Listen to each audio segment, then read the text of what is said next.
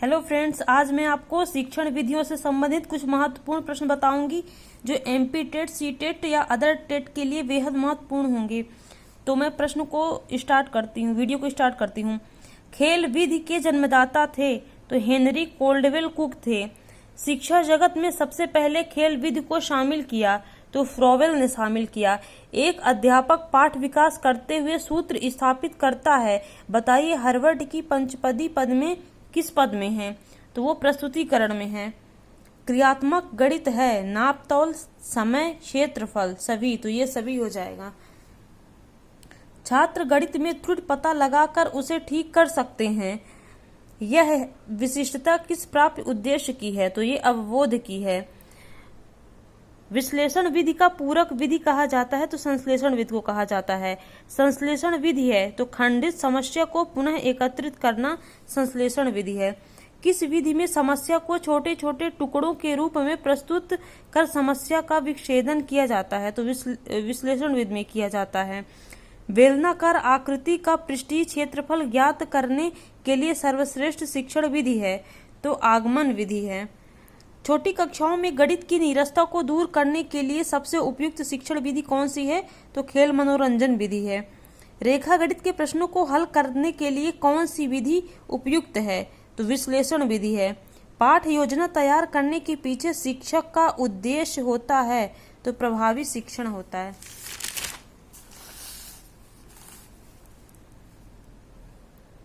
प्राथमिक स्तर पर छात्रों को मातृभाषा में पढ़ाना बेहद महत्वपूर्ण होता है या बेहतर माना जाता है, क्योंकि इससे बच्चों की पढ़ाई गई जो बच्चों को पढ़ाया जाता है वो स्वाभाविक वातावरण से होता है। किसी कौशल को सीखने का सबसे अच्छा तरीका क्या है? तो किसी कौशल को सीखने के लिए कार्य करके सीखना सबसे बेहद महत्वपूर्ण माना जाता है और सबसे अच्छा माना जाता है। कक्षा का एक छात्र कक्षा में बिल्कुल भी नहीं बोलता है। उसकी अभिव्यक्ति योग्यता को विकसित करने के लिए शिक्षक को कौन सा उपाय अपनाना चाहिए? तो कक्षा क्रियाकलाप में सहभागिता के लिए बच्चों को उत्साहित करना चाहिए। विज्ञान शिक्षक में गुण होना चाहिए, विषय का पूर्ण ज्ञाता होना चाहिए, नवीन सामग्री से संपर्क होना चाहिए, पथ प्रदर्शन की क्षमता होनी चाहिए। तो ये सभी एक विज्ञान के शिक्षक में सारे गुण होने चाहिए। मूल्यांकन की विशेषता है, उद्देश्य प्राप्ति का ज्ञान कराता है, छात्रों को प्रेरणा देता है, निदान का अपूर्व यंत्र है, या ये सभी? तो ये सभी हो जाएगा। अच्छे प्रश्न पत्र में प्रश्न पूछे जाने चाहिए, बहुविकल्पी होने चाहिए और उत्तरात्मक, लघुत्तरात्मक, अति लघुत्तरात्मक प्रश्नों का समुचित चयन किया जाना चाहिए।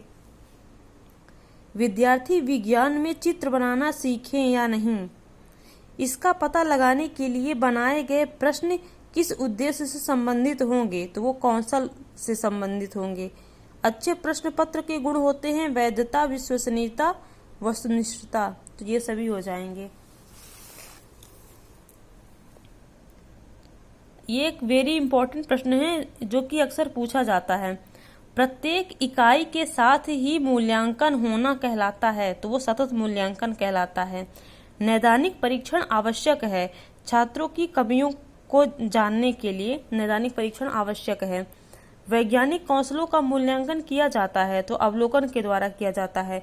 विज्ञान किट तैयार किए गए हैं तो ये प्राथमिक स्तर के छात्रों के लिए किए गए हैं विज्ञान किट। कठिन एवं जटिल विषय वस्तुओं को पढ़ाना चाहिए तो उसे खंडों में पढ़ाना चाहिए। कौन सा माध्यमिक स्तर पर विज्ञान शिक्षण का उद्देश्य है? तो पहला नंबर हो जाएगा प्रयोग संबंधी कुशलता पैदा करना, दूसरा अन्वेषणात्मक एवं रचनात्मक शक्तियों को पनपने के लिए उचित अवसर प्रदान करना, विज्ञान के ज्ञान के विशेष पक्षों में प्रवीणता अर्जित करना। तो ये सभी हो जाएगा। शिक्षक के लिए विधियों को चुनते समय शिक्षक को किन बातों का ध्यान रखना चाहिए? तो विद्यार्थियों की आयु तथा योग्यता का ध्यान रखना चाहिए और विद्यार्थियों की व्यक्तिगत विभिन्नता को ध्यान रखना चाहिए। आवश्यक उपकरण एवं सामग्री की सुविधाएं को ध्यान में रखना चाहिए। तो किसी भी विधि को चुनने के लिए एक शिक्षक को इन सारी बातों का ध्यान रखना चाहिए। व्याख्यान विधि को अपनाया जाता है। पाठ का सारांश बताते समय कठिन प्रसंगों को स्पष्ट करते समय, महान वैज्ञानिकों की जीवनी बनाते समय, तो उपरोक्त सभी में व्याख्यान विधि को अपनाया जाता है। बस फ्रेंड्स, आज इतना ही।